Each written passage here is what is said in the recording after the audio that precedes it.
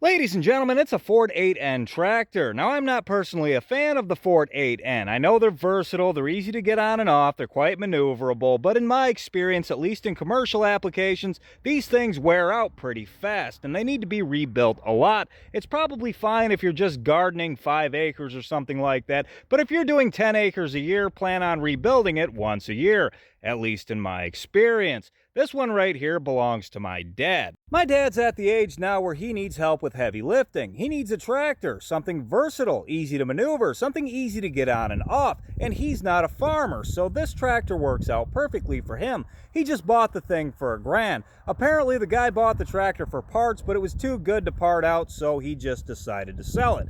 I don't really understand that logic, but here we are.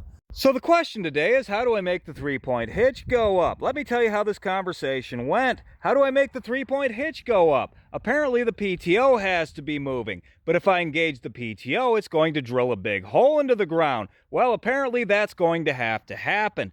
That doesn't make any sense. I'm on my dad's side. That doesn't make any sense. But when this tractor was built, it wasn't meant to have the hydraulics settle into the ground. They were just supposed to stay where you put it. So I guess I'm going to have to bore a big hole into the ground right here. So we start by turning the gas on. I don't know if the carburetor actually leaks. It's just a habit in our family with old equipment to shut the gas off when you're done using anything at all. Now, I personally try not to fire a tractor from the ground when I can help it. I had a cousin fire a tractor from the ground and it was in gear when he started it, so he ran himself over. He didn't live long after that, like 2 weeks. So I'm up here, find a neutered gear. I'm going to push the clutch, even though it's probably not necessary. Flip this little guy on and touch her off.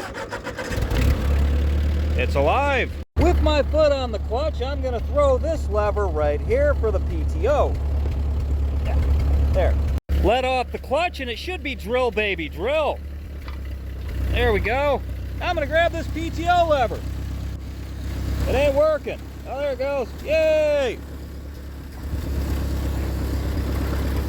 Yay, it's up out of the ground. Now I can move the tractor. Now this seems like a very dangerous piece of equipment, and trust me, it is definitely a very dangerous piece of equipment.